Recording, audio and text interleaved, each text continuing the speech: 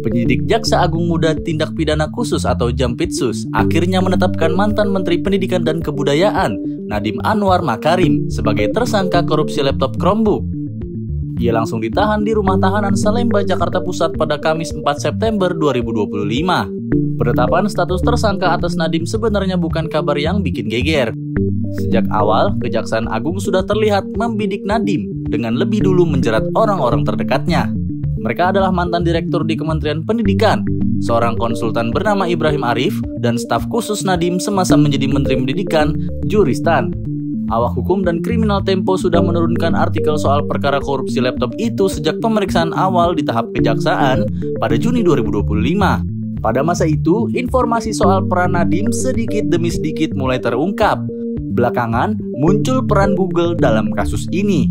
Sebelum dimulainya proyek laptop Chromebook di Kementerian Pendidikan, Google diduga menanamkan investasi sebesar 100 juta US dollar ke Gojek, perusahaan rintisan yang didirikan Nadiem. Direktur Penyidikan Jampitsus Nur Cahyo Jungkung Majo membuka peran Google itu saat mengumumkan status tersangka Nadiem pada Kamis 4 September 2025. Nadiem dituduh beberapa kali bertemu dengan pihak Google.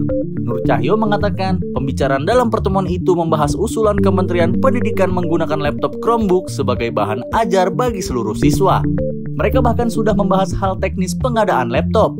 Dalam beberapa kali pertemuan yang dilakukan Nadiem dengan Google, telah disepakati bahwa produk Google, yaitu Chrome OS dan Chrome Device Management atau CDM.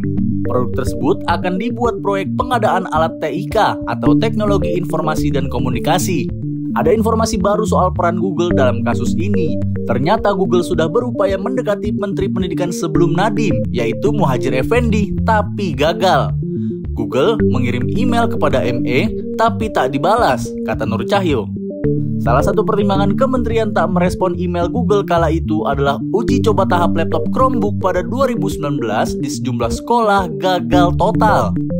Untuk menggolkan pengadaan proyek laptop Chromebook, Nadiem diduga menggunakan staf khususnya, Juristan misalnya, memimpin rapat yang membahas soal pengadaan laptop bersama pejabat di berbagai direktorat jenderal.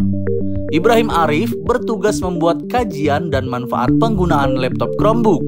Sedangkan dua direktur lain bertugas mengarahkan panitia pengadaan untuk membeli laptop Chromebook. Harga laptop Chromebook mencapai 3,2 juta rupiah per unit. Hingga 2023, ada sekitar 1,2 juta unit laptop yang sudah dibeli. Proyek ini bercampur dengan pengadaan peralatan teknologi lain, misalnya Wi-Fi.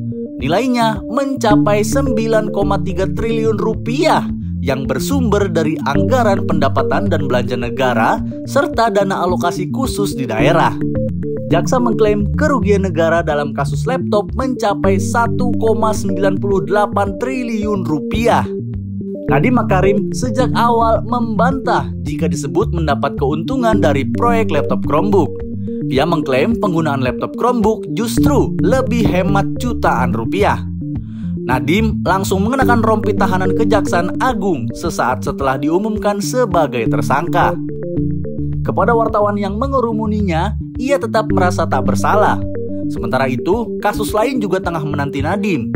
Komisi Pemberantasan Korupsi juga telah membuka penyelidikan proyek pengadaan Google Cloud di Kementerian Pendidikan. Nadiem lagi-lagi menjadi incaran.